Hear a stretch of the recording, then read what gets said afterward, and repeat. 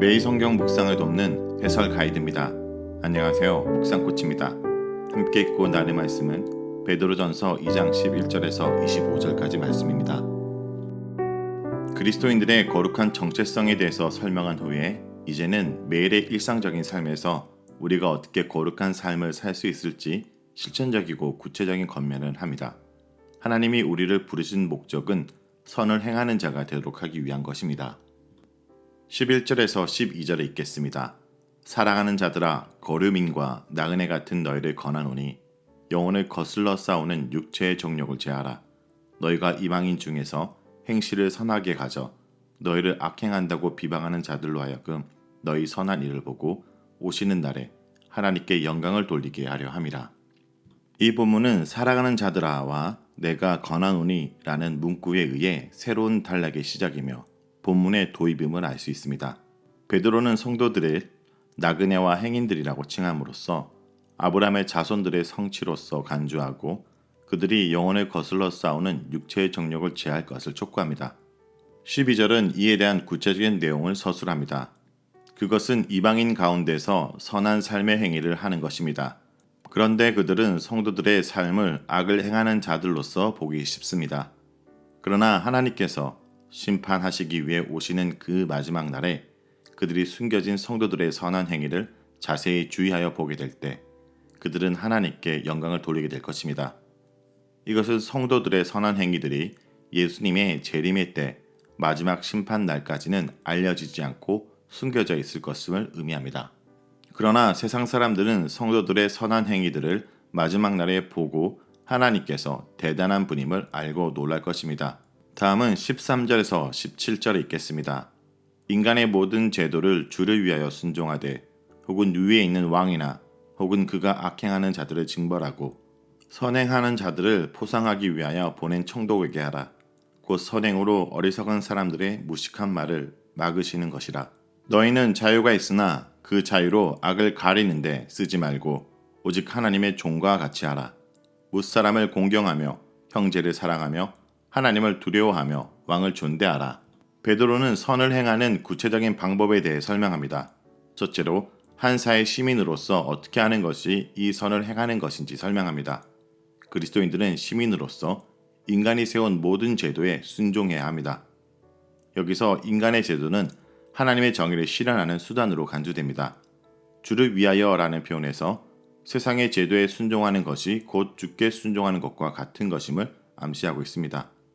세상의 간원들이 악을 행하는 자를 징벌하고 선행하는 자를 포상하는 자들로 간주하는 것도 하나님의 뜻을 행하는 인간 제도의 순기능을 염두에 둔 것입니다.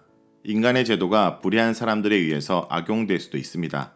그러나 베드로는 지금 그러한 사항에 대해서 관심을 두지 않습니다. 혹은 방백이나 왕이 선한지 악한지에 대해서도 관심을 두지 않습니다. 하나님은 때로 불의한 자들을 징벌하기 위해 불의한 자들도 사용하시기 때문입니다. 그러므로 세상의 제도나 권력자들이 어떠하든지 간에 정의를 행하는 수단이 된다면 순종해야 합니다. 그리스도인들은 단지 세상의 제도에 순응하는 것에 그쳐서는 안 되고 더욱 적극적으로 선을 행하는 자들이 되어야 됩니다. 선행의 이유는 그것이 하나님의 뜻이기 때문이며 선행의 결과는 어리석은 자들이 무식한 말을 하지 못하도록 침묵시키는 것입니다. 어리석은 자들의 무식한 말은 12절에 비방하는 자들을 염두에 둔 것으로 보입니다. 그들은 복음에 대한 지식이나 경험이 없으면서도 함부로 성도들을 평가하면서 근거 없는 비난을 하는 자들입니다. 그리스도인들의 선행은 그들의 비난이 잘못된 것임을 드러내는 증거이며 그들이 더 이상 무식한 말을 하지 못하도록 막습니다. 베드로는 자유자들에게 자유라는 단어의 언어 유희를 통해서 중요한 메시지를 전달합니다. 종과 달리 자유자들은 무엇이나 할 수 있는 권리와 자유가 있습니다. 그리스도인들은 자유자지만 하나님의 종이란 표현은 베드로전서 1장 18절에서 19절을 암시합니다. 믿는 자들은 그리스도의 보배로운 피로 구속함을 받은 자들이기 때문에 하나님께 소유된 그의 백성입니다. 그러므로 세상에서는 자유자지만 하나님께는 종이라는 사실을 기억하고 자신에게 주어진 자유를 하나님의 뜻에 복종하는 수단으로 사용해야 합니다. 그리스도인들은 또한 모든 사람을 공경해야 합니다. 같은 믿음의 형제들 뿐만 아니라 불신자들과 심지어 자신을 비방하는 원수까지도 공경해야 합니다. 그러나 같은 믿음의 형제들에게는 거기서 더 나아가 사랑을 해야 합니다. 공경도 일종의 사랑이지만 믿음의 형제들에게는 특별히 마음으로 뜨겁게 피차 사랑해야 합니다. 하나님과 왕을 대하는 태도에 있어서도 차별이 있습니다. 하나님은 두려워하고 왕은 공경하라고 말합니다. 이것은 그리스도인들 위에 있는 절대적인 주권자는 세상의 왕이 아니라 하나님이심을 강조하는 것입니다. 다음은 18절에서 20절에 있겠습니다. 사한들아 범사에 두려움으로 주인들에게 순종하되 선하고 간용하는 자들에게만 아니라 또한 까다로운 자들에게도 그리하라. 부당하게 고난을 받아도 하나님을 생각함으로 슬픔을 참으면 이는 아름다우나 죄가 있어 매를 맞고 참으면 무슨 칭찬이 있으리요. 그러나 선을 행함으로 고난을 받고 참으면 이는 하나님 앞에 아름다우니라. 주인과 종들의 관계가 늘 합리적이고 상식적이진 않습니다. 베드로는 종들이 선한 사람이든 악한 사람이든 주인들에게 모든 두려움으로 순종해야 한다고 권면합니다. 베드로는 주인과 종의 관계에서 흔히 일어날 수 있는 경우를 들어 설명합니다. 곧 부당하게 취급을 받는 경우입니다. 이럴 때 초래되는 고통을 하나님을 생각하면서 인내하고 참는 것이 칭찬받을 만한 훌륭한 것입니다. 반대로 죄를 짓고 그에 상응하는 징벌을 받고 참으면 불명예스러운 것입니다.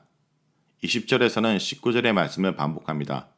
다만 선을 행함으로 라는 단어를 덧붙여 20절에 죄를 짓는다와 대조적인 관계를 유지하고 15절에 선을 행하는 것이 하나님의 뜻이다라는 내용의 연속적인 관계를 일깨웁니다. 특별히 19절과 20절에 고난이라는 단어를 사용하여 예수 그리스도의 고난을 그 모델로 삼으려는 의도를 나타내주고 있습니다. 21절에서 25절은 예수님의 예를 들고 있습니다. 이를 위하여 너희가 부르심을 받았으니 그리스도도 너희를 위하여 고난을 받으사 너희에게 본을 끼쳐 그 자취를 따라오게 하려 하셨느니라.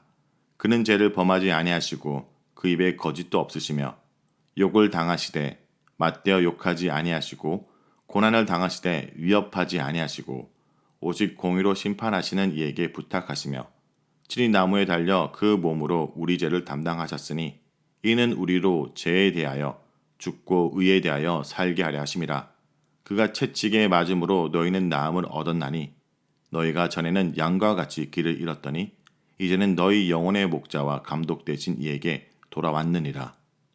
베드로는 18절에서 20절에 언급한 주인들의 부당한 대우로 인한 고난의 주제를 21절에서 25절에서는 예수 그리스도의 고난의 관점에서 이해하려고 시도합니다. 21절은 우리가 이를 위하여 부르심을 받았다는 말로 시작합니다. 여기서 이것이라는 것은 18절에서 20절의 전체 내용을 아우르는 것입니다. 선을 행하면서 고난을 받으라는 것입니다. 이것이 우리의 부르심의 본질입니다. 그리스도인들은 선을 행하지만 부당한 취급을 받고 고난을 받도록 이 세상에서 부르심을 받은 자들입니다. 예수님은 그 본을 보여주셨습니다. 22절에서는 예수님의 성품을 간단히 소개합니다. 그분의 입에 거짓이 없다는 것은 그분 자체가 진리이시고 진실되시다는 것을 의미합니다. 23절에서는 예수님께서 당한 부당한 대우와 예수님의 반응을 소개합니다. 그분은 모욕을 당하셨지만 모욕을 주지 않으시고 고난을 당하셨지만 자신의 신적 권위로 그들을 위협하지 않으셨고 의롭게 판단하시는 분께 맡기셨습니다.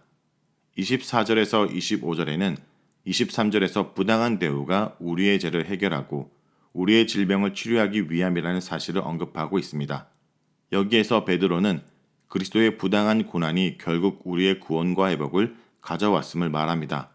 이러한 기결은 결국 우리들이 세상에서 선한 행위에도 불구하고 부당한 대우를 받았을 때 그리스도의 고난을 동참하는 영광을 체험하는 것뿐만 아니라 세상의 회복을 초래할 수 있다는 사실을 함축하고 있다고 할 수 있습니다. 자, 여기까지가 베드로전서 2장 11절에서 25절 말씀입니다. 오늘 말씀을 통해 우리는 무엇을 묵상하고 적용해야 할까요? 첫째, 우리는 세상의 종이 아닌 하나님의 종이라는 것입니다. 그리스도인들은 이제 세상의 종이 아니라 하나님의 종이 되었습니다. 그 누구보다도 하나님을 사랑하고 하나님을 두려워해야 되는 존재입니다. 이제 자신의 시선대로 자신의 이해관계에 따라 사람을 대하지 않고 하나님의 시각으로 판단해야 됩니다. 하나님이 사랑하시는 모든 사람을 사랑하고 존경하며 살도록 부름받았습니다. 하나님께서 악을 막고 선행을 장려하기 위해 마련하신 제도와 통치자들을 그리스도인들은 존중해야 됩니다. 이제 이 세상 그 누구로부터도 자유로운 존재가 되었지만 그 자유를 하나님의 뜻을 따라서 사용하는 자로 살아야 됩니다. 그리스도인들은 하나님을 가장 두려워하기에 결코 세상의 악에 굴복하여 악에 동조하는 사람으로 살아서는 안 되는 하나님의 종입니다. 둘째, 그리스도의 본을 따라야 됩니다. 그리스도인은 그리스도께서 부당한 고난을 받아 돌아가심으로 살리신 사람들입니다.